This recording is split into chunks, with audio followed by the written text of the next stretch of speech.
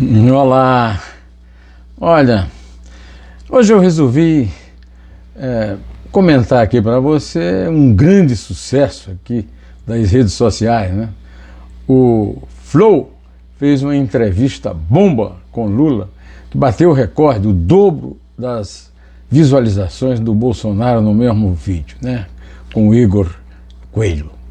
1 milhão de visualizações na hora da transmissão da entrevista.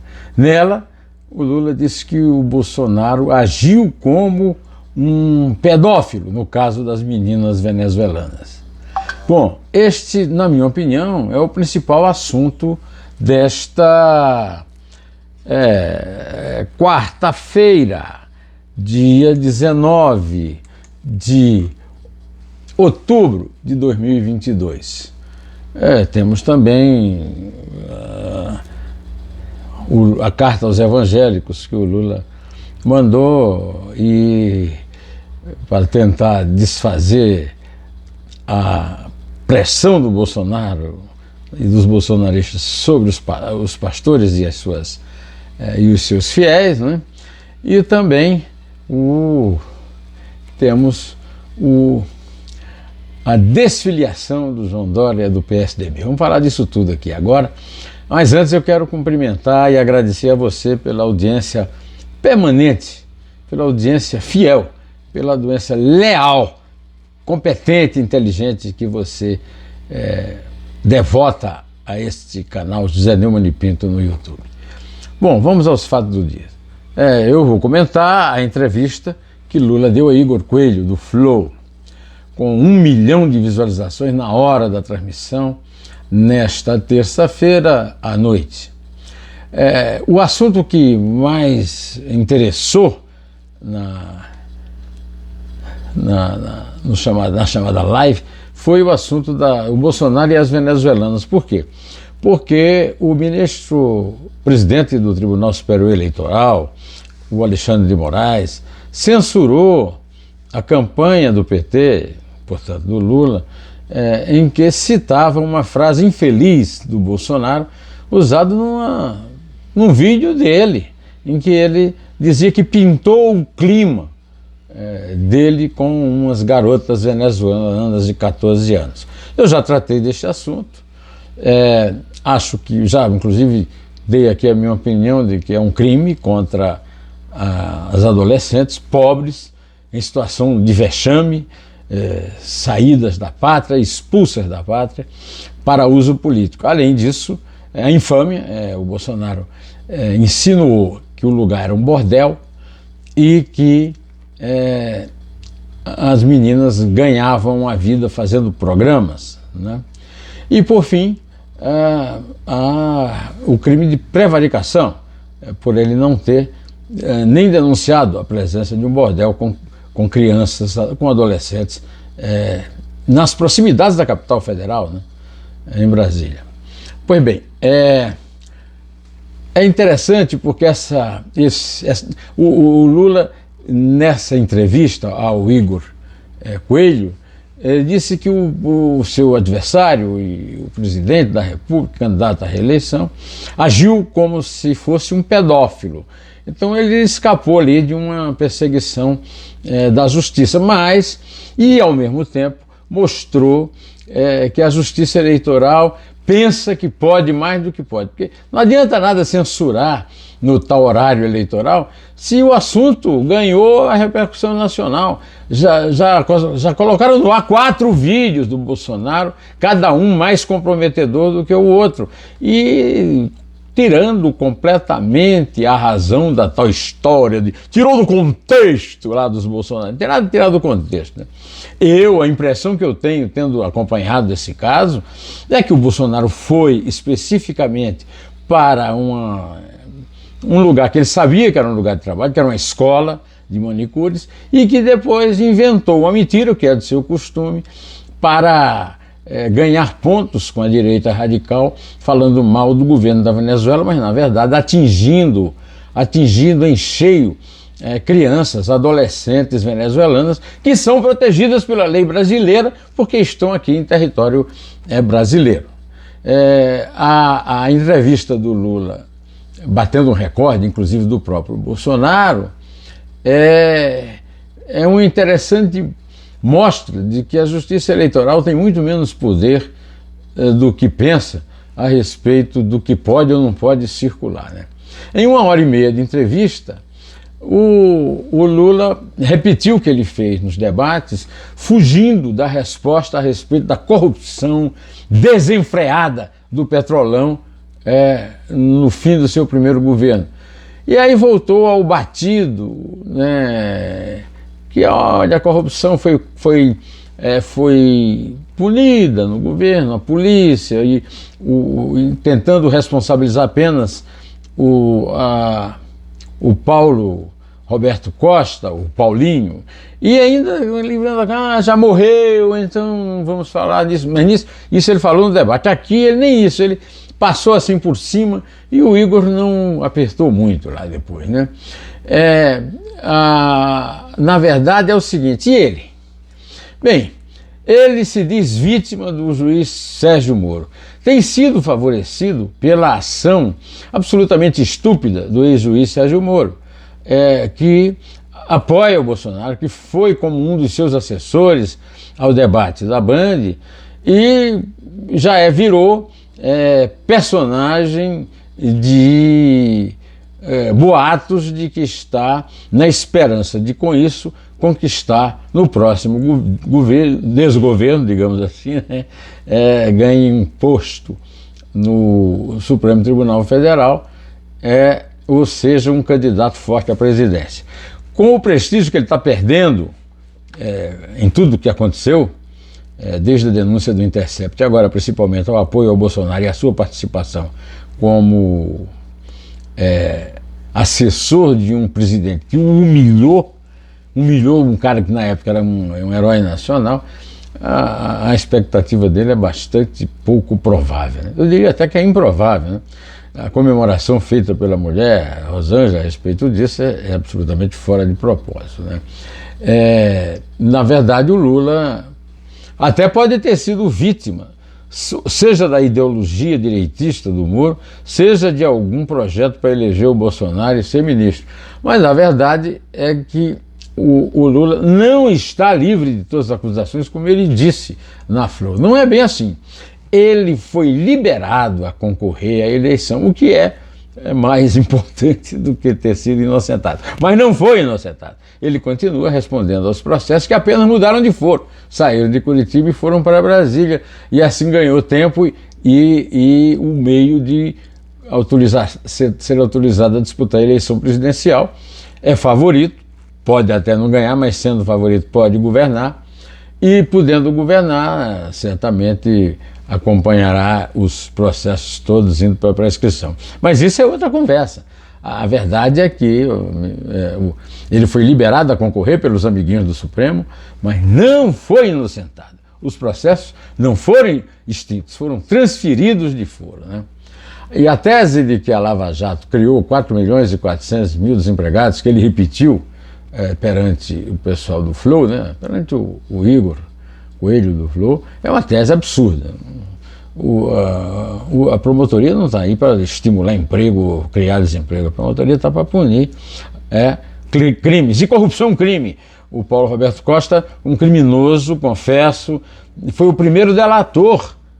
O Paulo Roberto Costa não foi nomeado pelo Lula, ele foi nomeado pelo Ciro Nogueira, que hoje é o presidente do PL e o ministro mais forte do governo Bolsonaro, e é o chefão do Centrão, que manipula o bolsonarismo no Congresso, né, e no país em geral, né. Mas o presidente era o Lula, então em última instância a responsabilidade era dele. As empreiteiras pagavam propinas por obras superfaturadas e teriam de ser punidas por isso. Não pode um candidato a presidente da República desconhecer isso de público, como o Lula fez, tanto no debate como na entrevista por Flow, não? Na verdade, o truque que levou o Lula a desmoralizar a lei da ficha limpa, a única lei popular do Brasil, porque foi proposta pelo povo, né?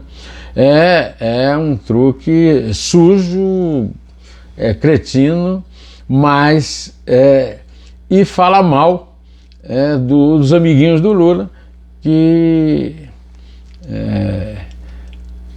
participaram, entre eles o Bolsonaro.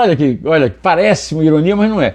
A verdade é que o Lula sempre foi considerado pelo Bolsonaro o seu adversário perfeito, da mesma forma que o Bolsonaro foi para o Lula o adversário perfeito. Seja quem for que ganhar, só ganha porque disputou com o Bolsonaro ou com o Lula, né? O Lula foi instado pelo Igor Coelho a pedir desculpa. Ele disse que a obrigação é da oposição de apurar as culpas e o PT não tem que fazer autocrítica. Isso aí realmente pode ser até uma desculpa de advogado, mas é uma desculpa furada, né? Uma desculpa furada. Afinal de contas, o Lula convenceu as milhões de brasileiros a votarem nele naquela eleição, na primeira eleição. O crime foi cometido no primeiro mandato dele, e tinha obrigação de dar explicações ao eleitor, principalmente agora, quando ele disputa de novo a presidência da República. Tá certo? Então, se o Lula não tem esse sentimento da responsabilidade dele e da necessidade de dar uma satisfação ao eleitor, realmente é um desprezo ao cidadão que confiou e é chamado a confiar de novo nele e no partido dele, no PT. Aí ele fez uma análise sociológica, lá Gilberto Freire, Sérgio Buarque de Holanda. Sérgio Buarque de Holanda era petista, ele mesmo citou isso na entrevista, né? E o Brasil foi o último a ficar independente, o último a abolir a escravidão e o último a permitir mulher votar. E daí? O que é que o PT e o Lula têm a ver com isso? Em que o PT e o Lula participaram para permitir que as mulheres votassem, que acabasse a escravidão e que o império fosse substituído pela República, a independência fosse feita? O Lula comete um lapso ali que o Freud chamaria de lapsus linguae, lapso da língua, né? Elogiou a mãe do Lewandowski, um dos ministros cuja atuação em favor dos chefões do PT é notória lá no Supremo Tribunal Federal. A mãe de Lewandowski, uma pessoa que, aliás, cuja família convive com a família Lula, Marisa, a primeira família do Lula, há muito tempo. A mãe dele ia votar com andador aos 90 anos, como comentou o Lula nesse papo lá com a Flor, né? Aí o Lula citou também o direito do homem do campo a aposentar o jumento e andar de moto. Eu acho que tudo bem, é uma coisa que ele pode bater caixa, mas tem muito mais a ver com todo um contexto que fez o sertanejo. Ele podia ter falado de coisas, aliás, de programas importantíssimos que ele criou e que poderiam estar ainda em ação se o Bolsonaro tivesse um mínimo de vergonha e fosse um governador, comandasse um governo minimamente competente. O Lula participou do programa de cisternas, que é importante no sertão, o Luz para Todos, e o Casa para Todos, que é da Dilma, não é do Lula, mas ele talvez não lembrou isso, talvez para não dar oportunidade de se falar da Dilma, que não é o melhor exemplo do mundo a usar na campanha dele, né? Ele voltou a insistir na tese que picanha e cervejinha no fim de semana é um alvo a alcançar, mas calou sobre como chegar lá, embora o entrevistador tenha perguntado. Ele fez umas frases assim: ninguém quer ser pobre. É claro que ninguém quer ser pobre. No momento, pobre quer mesmo é emprego, não quer ficar rico, né? Quer um emprego, um trabalho para sustentar a família. A questão é como permitir que o mercado crie os empregos. O Estado não tem como empregá-los todos. E ele disse que a maior política de inclusão social da história foi feita no governo dele. Mentira! A maior inclusão social da história do Brasil é o Plano Real do Fernando Henrique Cardoso, do Edmar Baixa, do André Lara Rezende, do Armínio Fraga, etc. O Plano Real é o maior plano de inclusão social da história. O governo Lula surfou nas consequências do Plano Real que o chefe da campanha dele aí, o seu principal assessor, Luiz Mercadante, chamava de estelionato eleitoral, mas que deu 2 vitórias no primeiro turno do Fernando Henrique sobre ele. Ele não podia esquecer isso. Ele falou também na criação de universidades, deu números lá que eu não quero repetir aqui, até porque essas universidades que ele criou, nenhuma delas tem o mesmo porte da USP, da Unicamp, das verdadeiras grandes universidades brasileiras. São muitas, mas são muito ruins, né? E citou que nos 2 governos dele 100 mil crianças foram estudar fora do país. O Nando Moura lembrou muito bem no comentário dele que está no ar, que o importante seria trazer cérebros de fora para cá, não entregar crianças para fora, inclusive porque só 5% voltaram. O número foi dado pelo Nando Moura no vídeo dele, né? Nem o investimento que o país fez, não foi investimento do Lula nem do PT, foi do país. Não foi, né, retribuído em produção, né? Aí ele disse uma coisa interessante: cresça, vai embora. Esse vai embora fica parecendo o seguinte: pega o avião e se manda, né? Que aqui no Brasil não tem saída. Aliás, a verdade é que realmente o governo dele vai ter que atuar contra o Congresso, contra a Justiça. Olha, não vai ser fácil fazer o que ele quer, não, né? De qualquer maneira, ele só disputa a reeleição, porque na verdade ele está sendo reeleito pela 2ª vez, pela mão dada pelo clã Bolsonaro. Cada um deles tem um adversário que pediu a Deus. Seja qual for o vencedor, estará fadado a governar um país dividido, com a metade da população contra. Esse é um slogan perigoso. Vai que as pessoas obedecem e vão embora e deixam o Brasil, né? O Bolsonaro deu uma entrevista para esse rapaz, aí, o Igor Coelho, de 4 horas, e teve 545 mil visualizações, ou seja, a metade, né? Isso aí é só para humilhar aqueles bolsonaristas que ficam aí batendo caixa sobre baixa visualização aqui. O PT está está contestando a censura do Alexandre de Moraes, o Xandão, né? Negando que não houve contexto na história das venezuelanas, que eu já falei aqui, e na verdade já apareceram 4 vídeos que salta a evidência de que Bolsonaro inventou a versão, né? E agora, para combater a maioria evangélica do voto bolsonarista, o Lula se diz contra o aborto numa carta aos evangélicos, né? Nega que vai fechar templos e critica a política em igrejas. Essa crítica de política em igrejas é uma crítica hipócrita. Na verdade, eu já falei aqui ontem sobre que a fundação do PT ter sido basicamente apoiada, inclusive com apoio material às sedes da Igreja Católica, e eu esqueci que é o seguinte: a minha amiga Erundina, Luiz Erundino, iraunense, minha conterrânea, ganhou uma eleição em 88, e na época ela era do PT, graças às homilias das paróquias de São Paulo. Ela derrotou Paulo Maluf, um candidato tradicional da direita. Foi uma grande vitória, mas ela era uma militante da esquerda católica e ganhou a eleição por causa das homilias dos padres nas paróquias pobres de São Paulo em 88.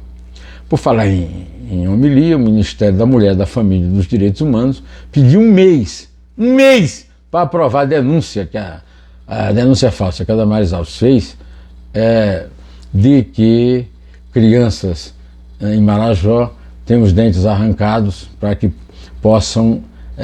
que não machuquem os seus clientes em sexo oral.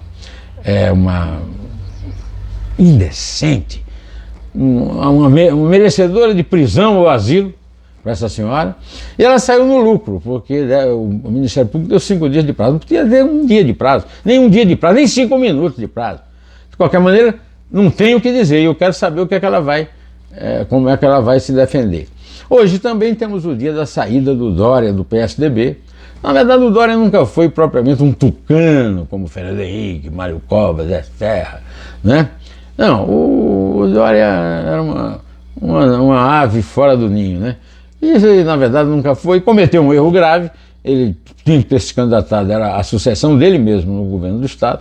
Os tucanos vão perder pela primeira vez em 30 anos a prefeitura, ou será o petista Fernando Haddad, ou, mais provavelmente, o bolsonarista militar, né, que foi ministro do Bolsonaro, né. Antes de me retirar, eu vou dar um abraço grande que eu prometi dar do Carlão do Coco na Praça Buenos Aires. O Carlão é um grande empresário, um empresário que merece participar de mesas redondas para explicar o sucesso empresarial e o que é um verdadeiro cultor e praticante do mercado.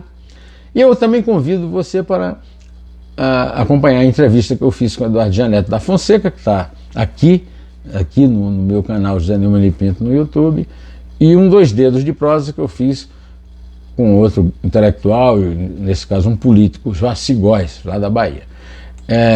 Eu vou ficando por aqui, direto ao assunto. Em té!